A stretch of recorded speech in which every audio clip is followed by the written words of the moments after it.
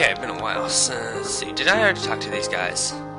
It's such a pain to hunt down every last treasure chest, don't you think? I don't know how I'm gonna get out of... Hey, totally! Roxas, go get all the chests in Mission 14, man. I'll make it worth your while. Haven't I already done that? Ooh, you got all the chests! Just between us guys, I hear some chests contain rare stuff. You should grab them, you know, if you care. Here you go, buddy, as promised. A shining shard. Yeah, looks like we got Ziggy over here. Well, good morning, sunshine. During your beauty nap, we found out the whole CO team is toast. Everyone in CO is toast. Well, we know what that means. Right. You're awake. Did you ever find out what happened at Castle Oblivion? We're looking into what befell them. Them? How many? You still don't know? What I know is that I don't owe you any explanations. Now get to work. You'll be on your own for a while. Wherever our other members are, they're certainly not here to help.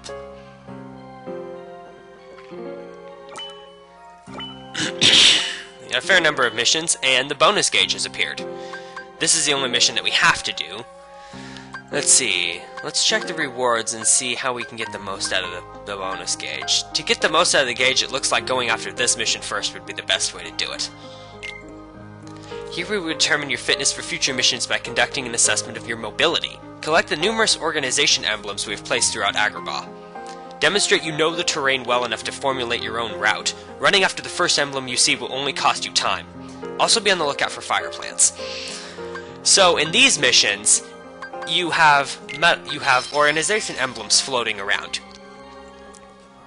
They all have rings around them, and the rings will... Oh, well, thanks, tutorial. Anyway, the emblems have rings of light around them. Once you start picking them up, then the ring will refresh, but then slowly go down over time. In order to fill out the mission gauge completely, you will need to collect every emblem while the ring is still around it. In certain missions, this may not be even possible the first time you do it. You may need more mobility skills that you'll pick up later on.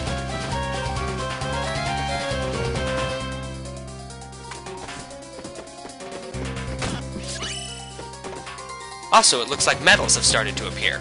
This is not one of the medals that we need to pick up. However, it's a medal that... Unity Badge. This will make it so you can play the online version of the mission. I'll cover that in a bit.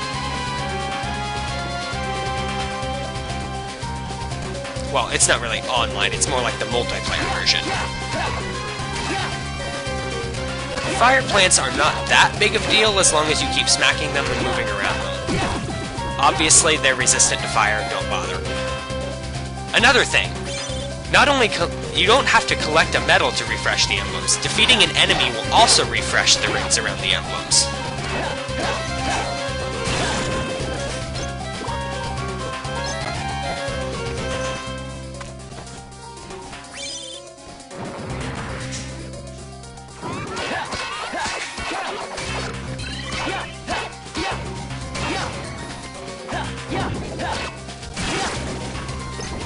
Give me that. And that.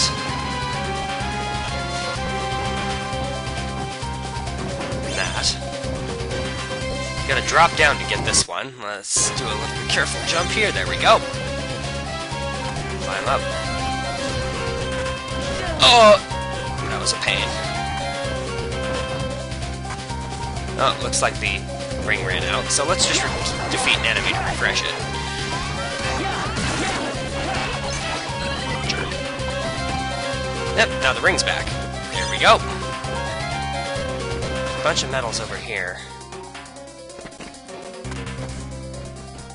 Get that one. Get this one. And that one's floating in a very awkward position in the air. Quickly now. There we go. So you gotta do a crazy jump for it. There we go. Got it. Mission complete. But there's still other emblems in the next room. Perhaps I can max out the mission gauge my first time here. That would be really nice.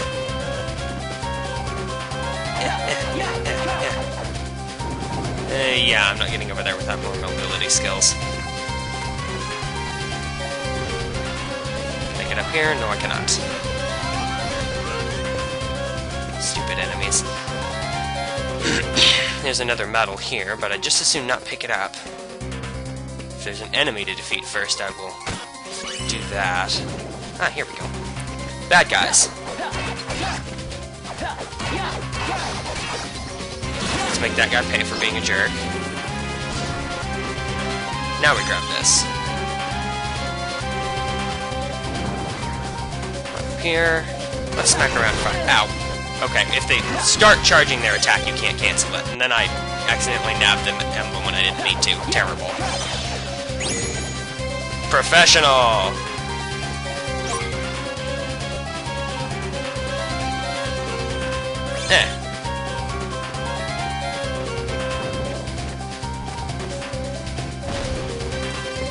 Grab that. Hup. Okay, fine, I'll defeat you if you so very want to be defeated. Auto lock on, thank you.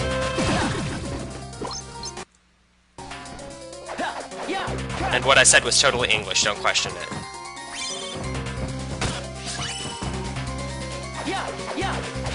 Do I even have the ability to get over there? To those emblems?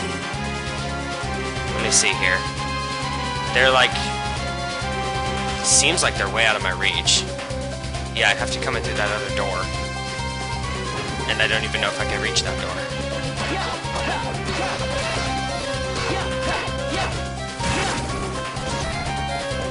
Nope. Nope. Gross Roxas is not on the menu.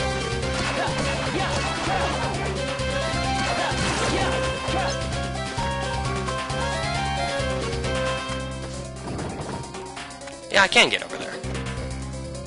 I might want to defeat this enemy first, though.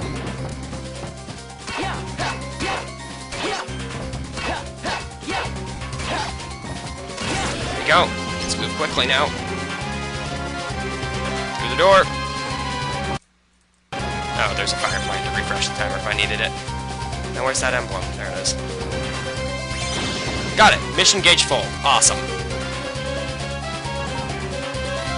Got all the treasures. That was well done. Except for the, you know, fail where I had to load the save state, but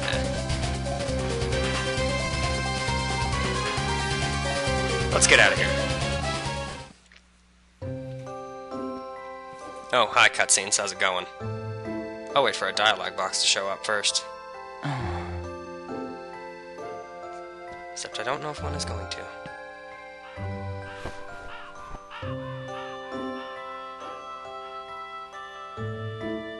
Nope, no dialogue. Fine with me. Let's see, what'd we get out of that? We got Unity Badge, a slot releaser, and some other tasty things. Some iron is nice.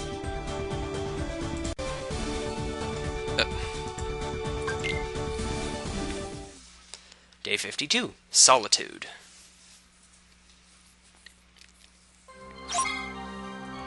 New entry added. I won't be looking at those. Okay, well, we got a new slot, for lack of anything better to do with it. Put another fire bottle on it.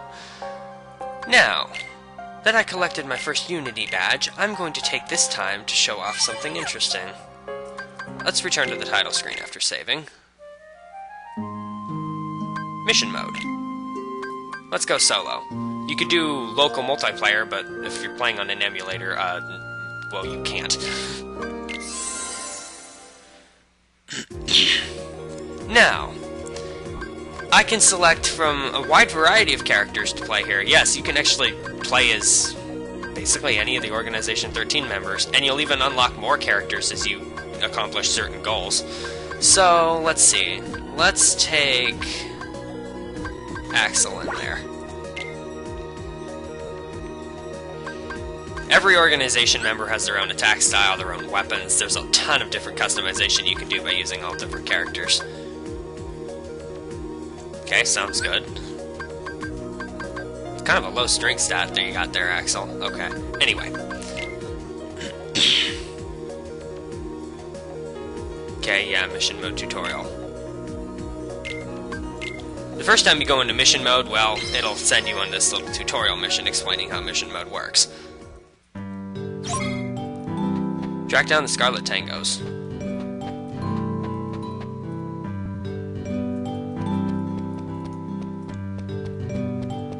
What's over here?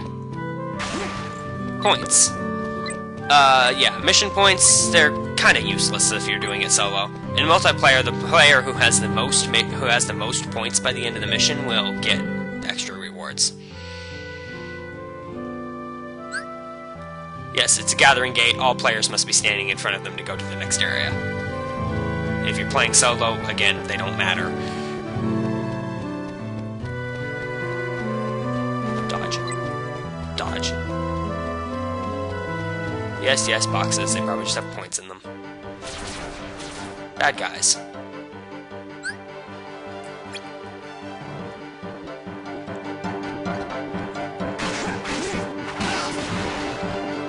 That's a wide area. I wasn't kidding when it said a wide area. Damage output's less than stellar, though.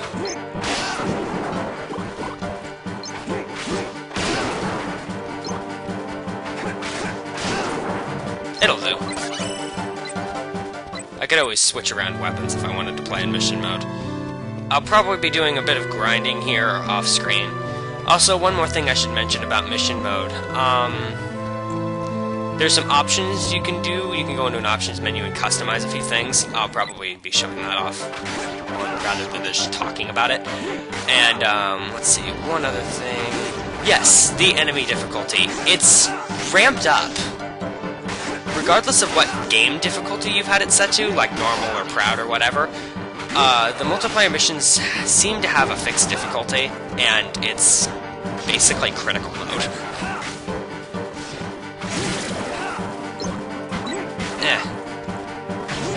Okay, yeah, it has a wide area, but the hitbox is a little strange. It's still rather tricky to hit things.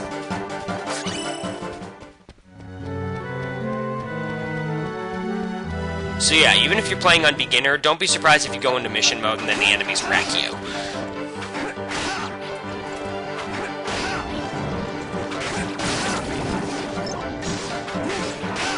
The difficulty of the enemies is increased to basically compensate for the fact that you can have up to 4 players at once playing. Wow, Axel. Your weapons tend to just go directly around the enemies instead of actually hitting them. You know what? Stop moving. You know, I'm just gonna start casting fire, throwing fireballs at these things. Ow. Bloody jolt. Hopefully it wears off before I have to touch something. If you get jolted when you touch something, you will take extra damage and flinch. Case in point.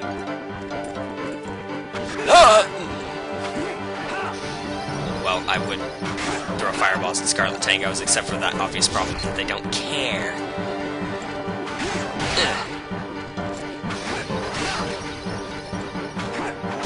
Wow, this does not do much damage at all.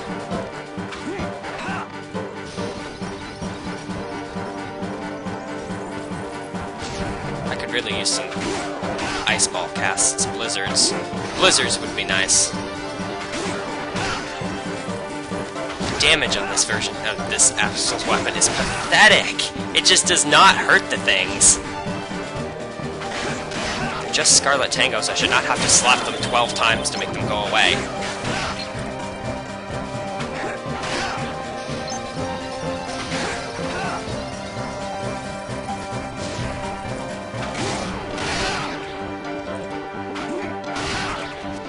Oh, lordy.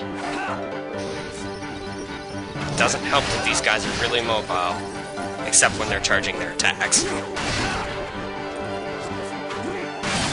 we go. Only like 4 bajillion of them left. Yay. You're not the target I want to lock onto. I'd rather lock onto this guy. Oh! Well, my anti-fire ability didn't help me. Oh yeah, taking damage causes you to lose points. Apparently being on fire will cause you to lose points rapidly. Who cares? Points don't matter if you're playing single player. Get over here. This is more annoying than it should be. Also, as you might have also guessed, each character has their own unique limit break. I might get to show that off if I keep getting plastered with fireballs.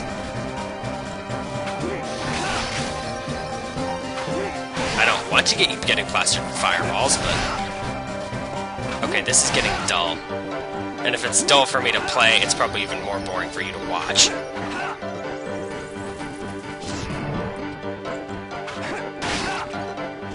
I'm not using this weapon on Axel anymore. It's terrible on him. And it's not that great on Roxas either.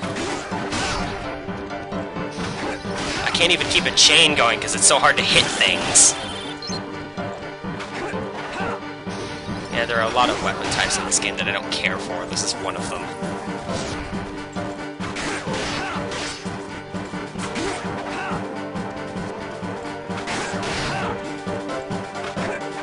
I'm not even going to defeat this guy before the time limit comes and bites me in the butt.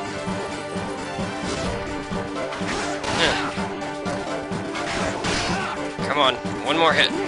There we go. Okay. Sheesh. Let's get out of here. Yes, yes, yes. Once the mission is complete, return to the portal. The first one who gets there wins. Also, there's a timer. If you don't get there before the timer expires, you lose. Fortunately, in the options, one of the things you can customize is turning the timer off. But since it's on for the tutorial right now, because I didn't change the options, run!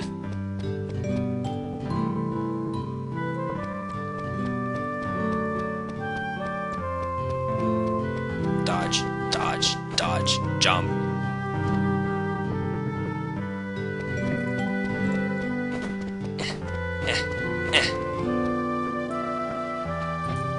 Touch. You don't have to click on it, you just have to touch it in mission mode, which is kind of nice. I got a potion and a moonstone, yay! Anyway. Once you've collected the Unity badge for a mission, you can, actually do that mission. And, apparently there are certain missions that it just gives you for free at the start. Mission config. You can do controls, and here we go. Attack magic. You can turn it on and off. Healing, enemy strength, player strength, HP drain. That's kind of rude. Damage drops. You can determine whether you lose points. The return to castle countdown. Lives. Yes, you have a certain number of lives you can have. When you die, it will reset you at the start area. See, HP prizes, KO drops. Yeah, those are the options. Anyway, now that'll be good enough to call an episode. I'll probably be grinding up and doing stuff. Oh, one more thing I should mention. Defeating missions in mission mode will earn you mission crowns, which you can use to unlock stuffs.